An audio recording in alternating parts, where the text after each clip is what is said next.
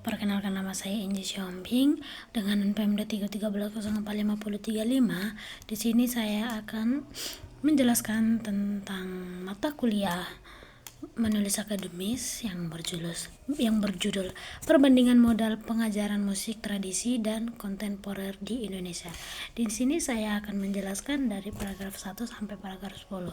Yang pertama saya akan menjelaskan tentang paragraf 10, yang dimana kutipan yang di paragraf 1 ini saya ambil dari kearifan lokal sebagai fondasi pendidikan musik Indonesia. Tulisan ini secara tepat menetapkan metode sari suara dan pendekatan tradisional Ki Hajar Dewantara sebagai fondasi yang sangat relevan dalam pendidikan musik Indonesia. Argumen bahwa metode berat seperti Kodali dan Suzuki tidak harus menjadi standar tunggal sangat tepat, karena pendidikan musik tidak dilepaskan dari konteks budaya dan identitas bangsa. Dalam konteks globalisasi, mempertahankan kearifan lokal bukan hanya soal pelestarian budaya, tetapi juga soal pembangunan karakter dan identitas yang kuat pada generasi muda. Ini adalah bentuk resistensi positif terhadap homogenisasi budaya yang kerap terjadi akibat dominasi budaya barat. Di dalam paragraf 2 ini saya ambil kutipannya, yaitu resiko terpingkirnya budaya lokal oleh teknologi. Kritik terhadap pendekatan kontemporer yang terlalu mengandalkan teknologi sangat penting. Meskipun teknologi membuka akses yang berbagai genre dan teknik musik global tanpa filter budaya yang kuat, pendidikan musik bisa kehilangan jati diri. Risiko ini bukan hanya soal kehilangan budaya, tetapi juga soal hilangnya makna pendidikan musik sebagai pembentukan karakter dan nilai. Oleh karena itu, teknologi harus dipandang sebagai alat bantu, bukan pengganti nilai-nilai lokal tersebut. Di paragraf 3, sinergi metode tradisional dan kontemporer sebagai jalan tengah. Di sini juga saya akan menjelaskan.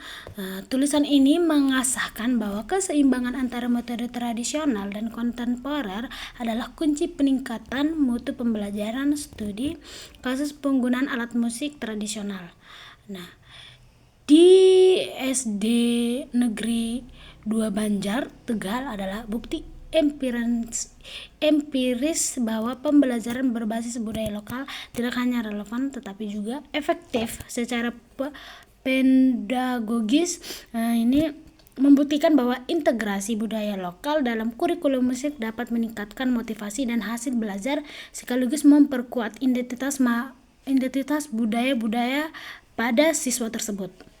Di paragraf nomor 4, pendekatan humanistik dan pasif dalam pengajaran musik. Di sini juga saya akan menjelaskannya.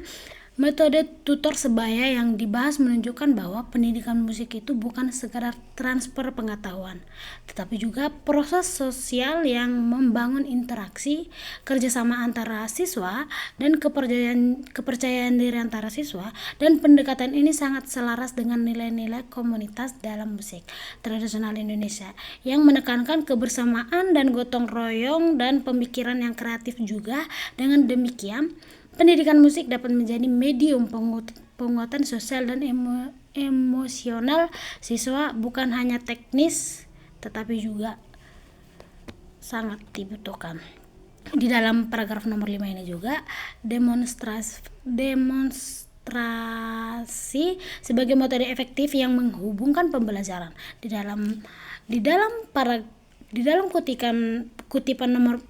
dalam kutipan paragraf nomor 5 ini, saya juga akan menjelaskan metode demokrasi yang tidak menekankan pembelajaran kinestetik dan sensori sangat efektif dalam konteks musik.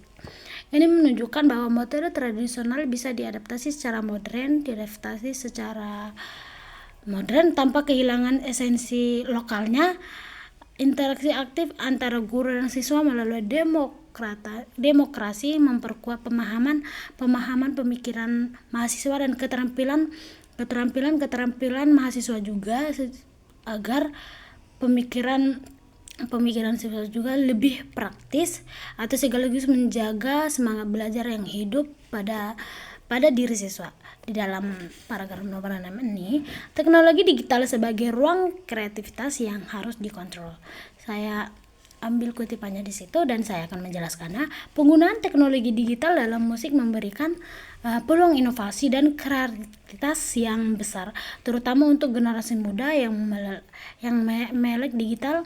Namun, penulisan meningkatkan bahwa teknologi harus digunakan secara kritis dan sadar budaya ini penting, agar teknologi tidak menjadi alat alienasi budaya, melainkan jembatan yang menghubungkan tradisi dan modernitas.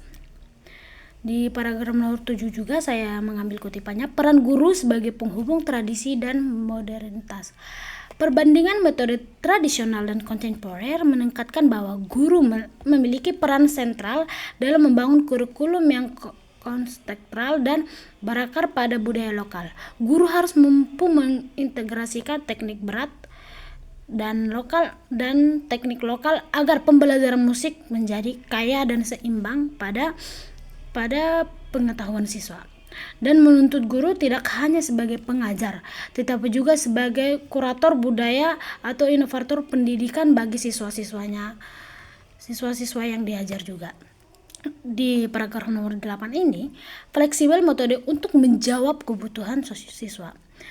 Di sini saya akan menjelaskannya.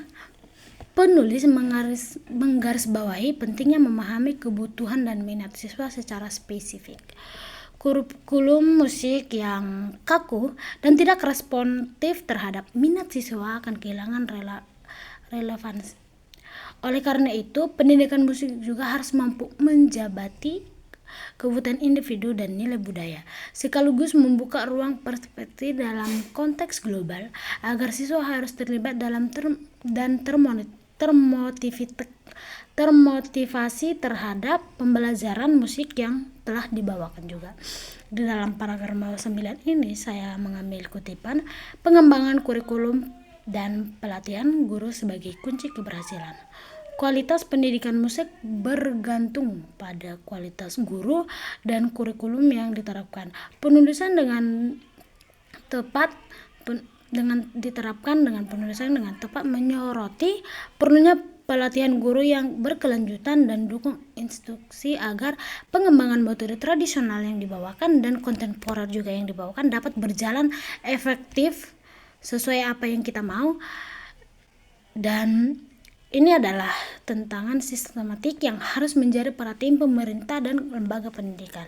Di nomor 10, pendidikan musik sebagai identitas dan komunikasi lintas generasi.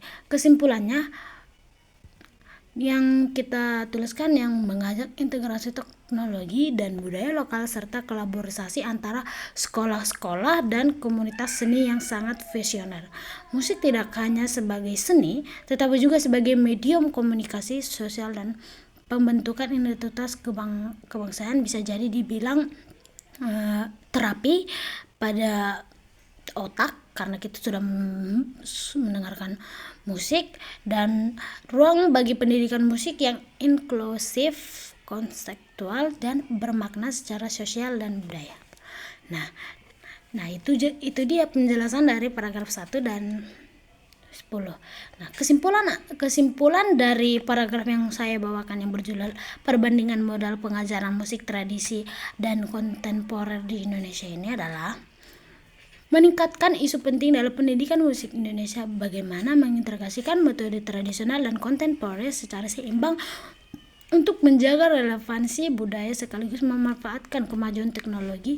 Argumen yang dibangun sangat kuat dan relevan, mengingatkan tentang globalisasi dan digitalisasi yang harus perkembangan.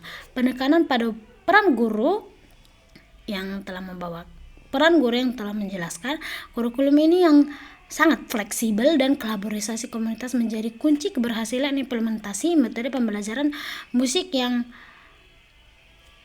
setara dan berkelanjutan atau holistik dan berkelanjutan. Sekian video saya, terima kasih.